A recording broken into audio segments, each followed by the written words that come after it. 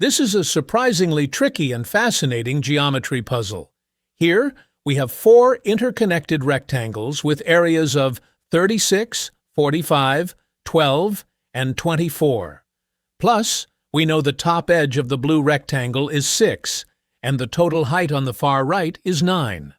So, the question is, how can we find the total bottom width, x, with what we know so far? Let's break it down step by step.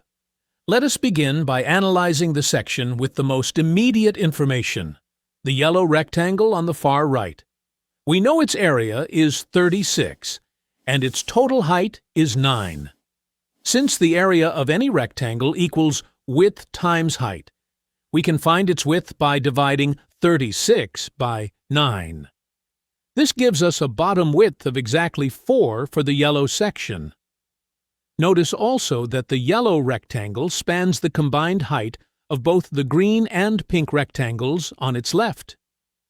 This tells us that the height of the green rectangle plus the height of the pink rectangle must equal the total height of 9. Holding on to this relationship will be essential for our next step. Now, let us examine the relationship between the top 3 rectangles. Look at the blue rectangle. Its top width is given as 6. Right next to it sits the pink rectangle. Let us label the unknown width of this pink rectangle as b. Because the green rectangle sits directly beneath both the blue and pink rectangles combined, the total bottom width of the green rectangle must equal 6 plus b. Next, let us express the heights of these rectangles using our single variable. Since the area of the pink rectangle is 12, its height h equals 12 divided by b, and since the combined height of the green and pink rectangles is 9, the height of the green rectangle z must equal 9 minus 12 divided by b. We are now ready to set up a single algebraic equation using the area of the green rectangle, which we know is 45. Its area of 45 equals the width of the green rectangle, 6 plus b, multiplied by its height, 9 minus 12 divided by b. Expanding these terms gives 54 minus 72 over b plus 9b minus 12, all equaling 45. Combining like terms gives 45 equals 42 plus 9b minus 72 over b. Subtracting 42 from both sides leaves us with 3 equals 9b minus 72 over b. Dividing the entire equation by 3 simplifies it to 1 equals negative 24 over b plus 3b. Multiplying through by b gives b equals negative 24 plus 3b squared. We can rearrange to see a standard quadratic equation, 3b squared minus b minus 24 equals 0.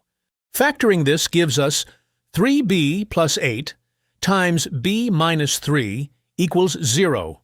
Now, when two numbers multiply to 0, one of them has to be 0.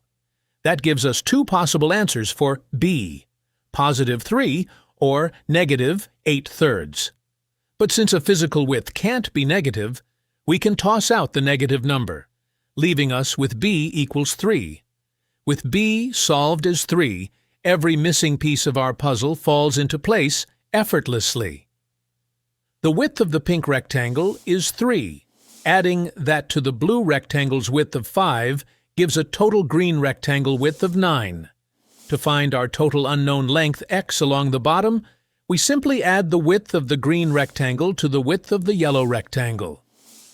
9 plus 4 gives us an exact, clean final answer of 13. What appeared to be a complex web of unknown dimensions resolved into a structured, satisfying algebraic solution. Now it is your turn to practice and keep your logical thinking sharp. Look at this similar rectangle setup, but with new numbers.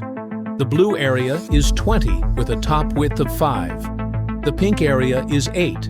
The green area is 27, and the yellow area is 15 with a height of 5. Using the step-by-step method we just practiced, can you determine the value of x? Take your time, work through the equations, and leave your final answer down in the comments. Be sure to hit subscribe and like the video for more. Thank you for tuning in to MathStation Advanced today, and have a great day.